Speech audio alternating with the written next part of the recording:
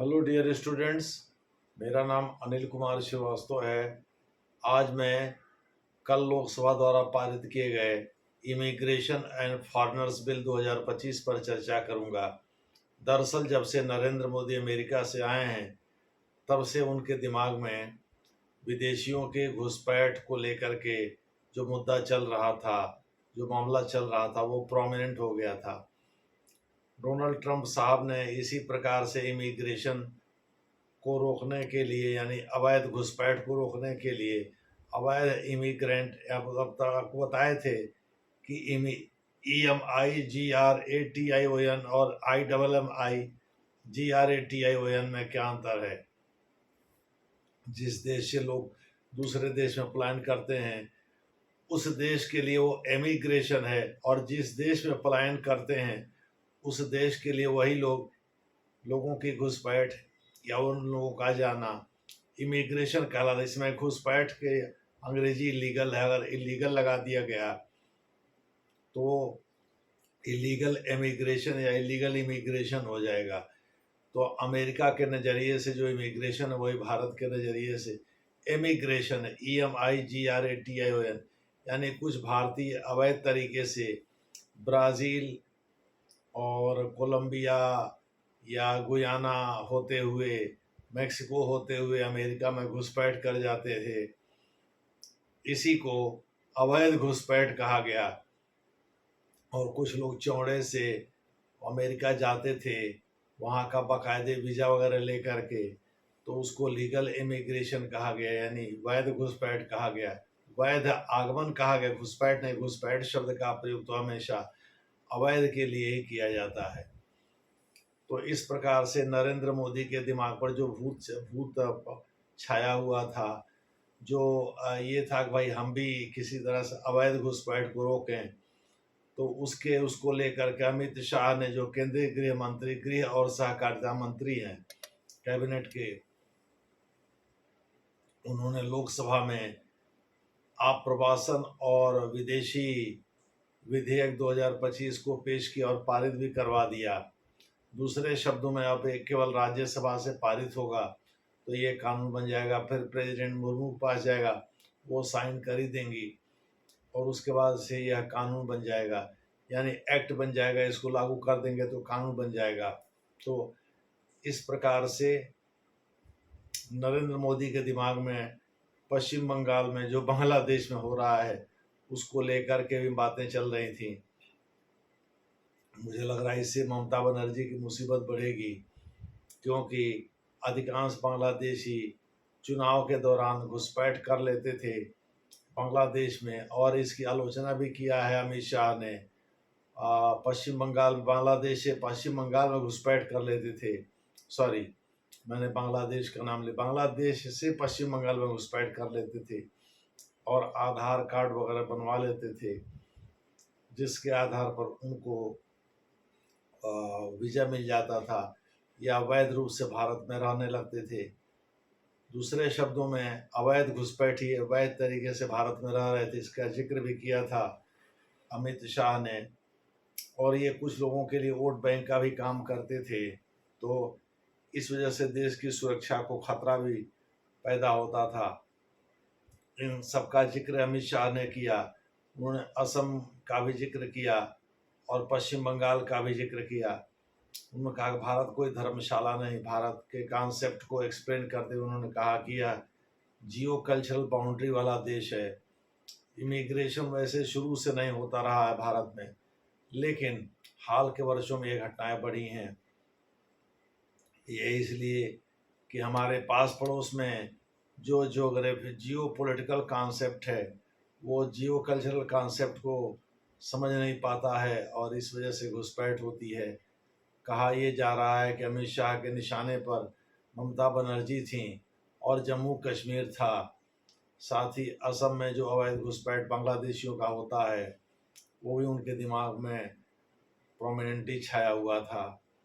जो भी हो, अमित शाह ने जियो कल्चरल कॉन्सेप्ट पेश करके और भारत की तारीफ करके, इसके इतिहास का संक्षिप्त वर्णन करके और ये बता करके कि भारत कोई धर्मशाला नहीं है, और इस प्रकार से इस विधेयक को पारित करा के एक बड़ा काम किया, हम तो यही कह सकते हैं, एक बड़ा काम किया है। यह बात सही है कि भारत में सुरक्षा को खतरा पैदा हो रहा था अवैध घुसपैठ से, खास करके वे लोग जो पाकिस्तान की शाह पर काम करते थे, उनसे भारत को खतरा पैदा हो रहा था। अमित शाह ने इसे एलेबरेट करते हुए कहा, जो लोग भारत के विकास में योगदान देना चाहते हैं उनसे दिक्कत नहीं है, दिक्कत उनसे जो भारत की सुरक्षा के लिए खतरा पैदा कर रहे हैं। उन्होंने इसमें सीएए का भी जिक्र किया कि 6% हमने उन लोगों को के लिए सीएए दिया जो भाग करके भारत में आकर शरण लिए हुए हैं और उनको भारत की नागरिकता मिलनी चाहिए थी, जो हमने दिया। उन्होंने तमाम बैंकरप्सी लॉ का भी जिक्र किया जो कि इंडियन बैंक्स के लिए है, बैंकरप्सी लॉ का भी जिक्र किया उन्होंने, और भी तमाम कानूनों का जिक्र किया जिसको जिसको एनडीए सरकार ने हाल के वर्षों में पारित कराया है। माने 2019 से जो कार्यकाल शुरू हुआ है उसमें उन्होंने बहुत सारे कानूनों का जिक्र किया और ये बताया कि भाई हम लोग देश हित में काम कर रहे हैं। वो तो कोई भी सरकार कहती है, कोई भी पार्टी कहती है, अमित शाह ने भी यही कहा। लेकिन ये बात सही है कि रोहिंग्याओं में अधिकांश लोग भारत की सुरक्षा के लिए खतरा पैदा कर रहे थे, इसलिए अमित शाह ने जियो कल्चरल कॉन्सेप्ट दिया और उसके आधार पर अवैध घुसपैठ को रोकने की बात कही। उन्होंने ये भी कहा कि भारत कोई धर्मशाला तो नहीं है कि यहाँ कोई भी आए रुक जाए और आधार कार्ड दिखा करके अपनी पहचान, असली पहचान छिपा ले जाए। भाई ऐसा तो है नहीं कि यहाँ आकर के आप रहिए और यहीं के सुरक्षा के लिए आप खतरा पैदा करिए। तो उन्होंने यह बात तो जायज़ कही। उन्होंने कहा कि भाई सरकार की निगरानी में अगर कोई आता है, कोई देश के विकास में कंट्रीब्यूट करना चाहता है तो उसका स्वागत है। वास्तव में यह कानून जो है केवल उन लोगों के लिए है जो गुपचुप तरीके से भारत में रहते हैं, सीक्रेटली भारत में रहते हैं और सरकार से पहचान छिपा करके रहते हैं, और जिनकी पहचान कर उन्हें वह स्वदेश यानी जिस देश से भाग करके आए हैं भारत में वहाँ भेजने की ज़रूरत है। ये रीफोलमेंट की पॉलिसी अंग्रेजी में कहलाता है, REFOULEMENT, रीफोलमेंट की पॉलिसी कहलाता है, कहा जाता है इसे। यानी उस देश से भाग करके भारत में आना जिस देश में उनका उत्पीड़न हो रहा है, वहीं फिर से इनको वापस भेजना। ये ह्यूमैनिटेरियन ग्राउंड पे अच्छा तो नहीं लगता है, लेकिन फिर भी भारत सरकार ने जो कानून बनाया है उसका उद्देश्य यही है कि सरकार के नज़रिए से जो लोग अवैध घुसपैठी हैं उनकी पहचान कर उनके देश को वापस भेज दिया जाएगा। लेकिन आपको हम बताते चलें कि वास्तव में इसका उद्देश्य जो है रोहिंग्या मुसलमानों की पहचान कर उनको वापस भेजना है। और पश्चिम बंगाल में जो अगले साल चुनाव होंगे उसमें बीजेपी अपनी बढ़त बढ़ाना चाहती है, उसको ध्यान में रखा जाना है।